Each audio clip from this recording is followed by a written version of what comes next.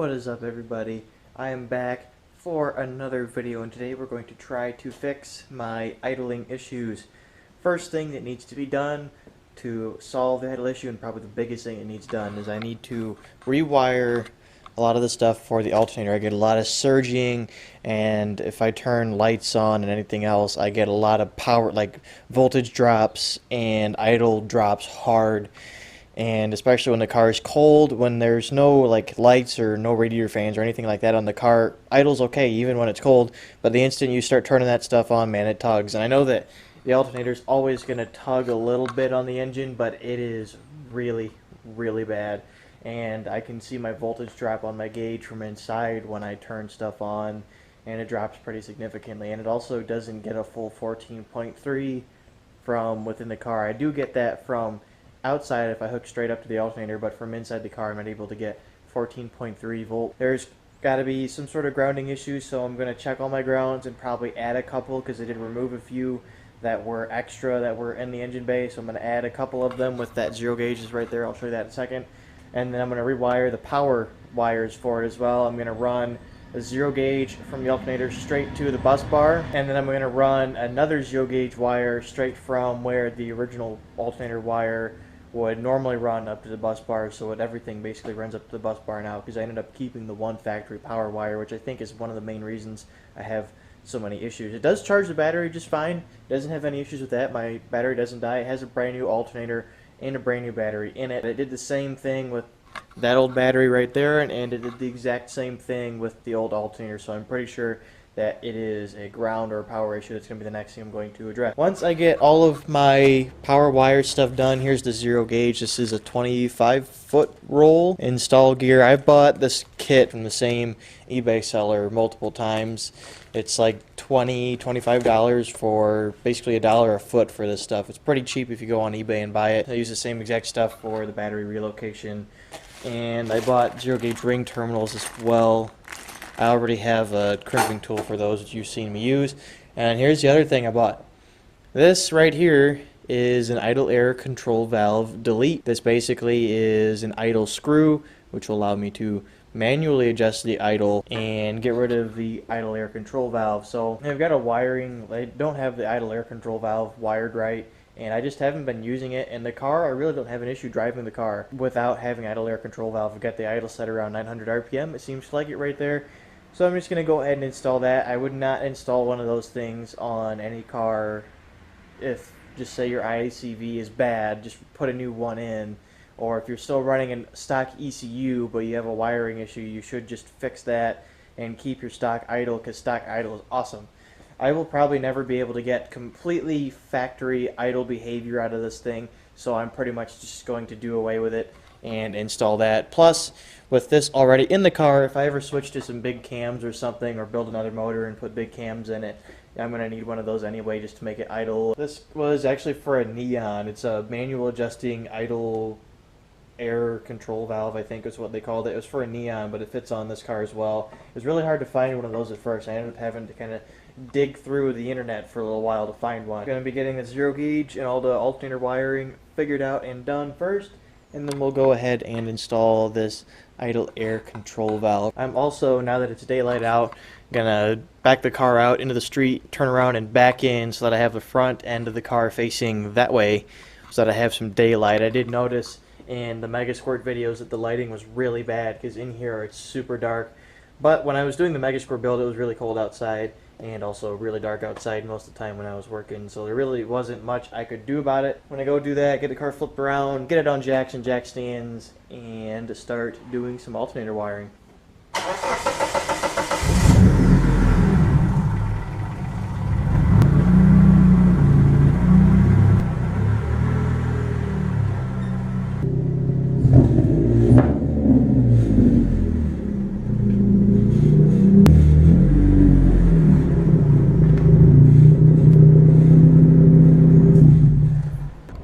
So I don't know how well you can see, but right there, the one wrapped up in that electrical tape is the alternator power wires. You can tell the thing is very small, and it's the original one that came with this car. That I'm going to be taking completely out. I'm going to run one power wire from here right up to my bus bar, which you guys can't quite see, but it's right above where my intake manifold is at. And then I'm going to run another wire straight from that bus bar over to where this power wire actually runs to. There we go. Now we're all the way up there. So yeah, getting rid of that one, running one up to the bus bar, and then the one from the bus bar on the same post over to where it charges everything. And that should pretty well solve all of the power issues, and then I can start working on grounds. Here's the old wire. Absolutely humongous and very, very skimpy. Not much to it. That looks like maybe 2 10 gauge wires there, if that. So it'll do a lot better with some real 0 gauge. It'll do a lot better with that real 0 gauge running to the bus bar and straight to the battery as well, rather than where it used to run all the way through this wire and then all the way through. There's another wire up here somewhere. I don't know where it's at. Oh, it's this one right here. It runs all the way back up to the bus bar, whereas now it'll just run straight up to that bus bar, and then I'll have the next ring terminal for the 0 gauge running on the same terminal, whichever one I choose to put it on. But I wanted to show you guys that little tiny thing. That'll definitely be a lot of my charging issues solved right there alone, and then adding some grounds should take care of the rest of it. Alright, so I've got the throttle body off. So here we go. Let's show you guys these 2 valves here. So this is the stock idle air control valve. It's a stepper valve. It's got 2 motors in it, one that runs one way, one that, pushes this valve out, one that sucks it back in. And the ECU control uses this to control airflow coming in, because when it backs away from the inside of the throttle body, looking at the wrong part. Oh, okay, there we go. When it backs away, it lets air come in through this little hole inside of the throttle body and raises the idle. On this factory car, it works great, but with the aftermarket ECU and everything, and just in case you go with cams, this right here is what I'm going to do. This basically bolts in exactly where the factory one bolts in, as you can see, and this little tip on it is exactly the same as well. So it'll basically function just like the stock IAC valve, except the ECU cannot control it. It's set into one permanent position, and one permanent position only. It cannot be moved unless you go out, take a wrench, and move this screw, because this bolt right here is attached to this, so it can be moved in and out. And I had to go take the O-ring off of the stock IAC valve and slip it over this IAC Delete, because this thing didn't come with one, and it just bolts in right there and takes place of the stock IAC valve. I'm gonna go get this thing bolted into here. So I'll get back with you guys once I have the wires on and this throttle body put back together. Yes, that is a combine harvester, just rolling straight behind the yard. Yep. Alright, I've got everything all put back together now. So I've got this one power wire that runs from the alternator still right here, of course. And then I got the power wire that runs from starter power feed over to here. That's done. Here is the ground that I added. Runs from right here where the factory battery ground used to be. And it runs over to the throttle body right there. I think that's it, really. There isn't any more power wires added.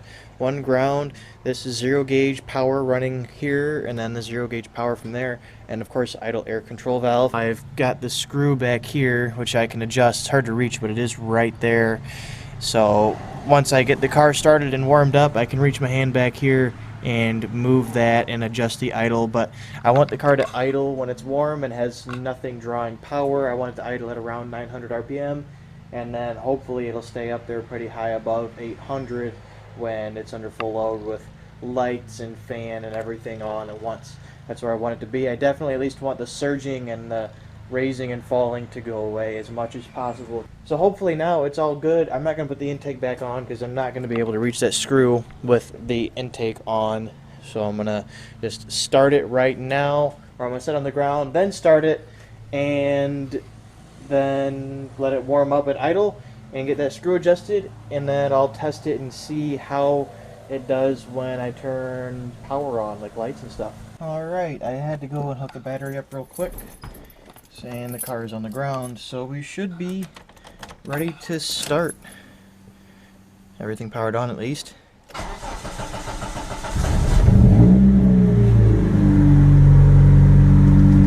Idle is definitely high. Let's go back it off. Put that screw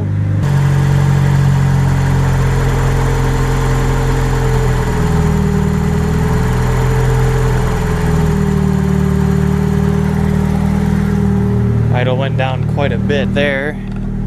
Sitting at a grand with it semi-cold, or sitting at a pretty decent spot. I want to see what happens when I turn the lights on. Oh, that is so much better, guys. Wow. Just wow. And the car's not even warmed all the way up, but maybe it's because it's idling a little bit higher, but drops a little bit, not nearly as bad as it used to. And the turn signal doesn't cause as much of a drop as it used to. I think there's an issue with the grounds back in here somewhere, but it's not nearly as significant as it used to be. Let's see what happens when I turn the fan on. Still so much better than it used to be. Yeah, there's probably an issue with the grounds up here somewhere, or with the lights themselves. I might have to investigate that, because with the lights off it doesn't flicker as bad up here. Now it's doing it more. So that is way better.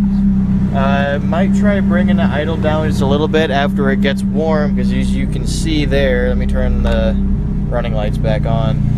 We aren't even close to operating temperature yet. So we'll see what it does when it is at operating temperature. There's my idle surge going on just a little bit right there. But it's way, way better than it used to be. There's probably a grounding issue with the lights somewhere that's causing that, or there's just a grounding issue with something in here. But that was a whole hell of a lot better than it used to be.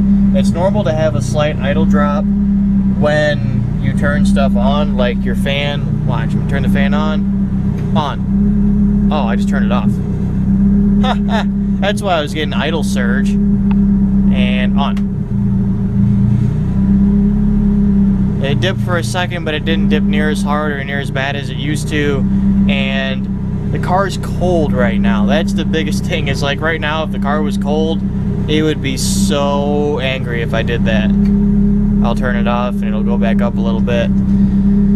So yeah, idle air control valve delete worked. Rewiring all of the power worked. I mean, that's pretty much it. Fixed my idling issue quite a bit. Got the idle air control valve delete, all new power wires. I want to thank you guys for watching this video.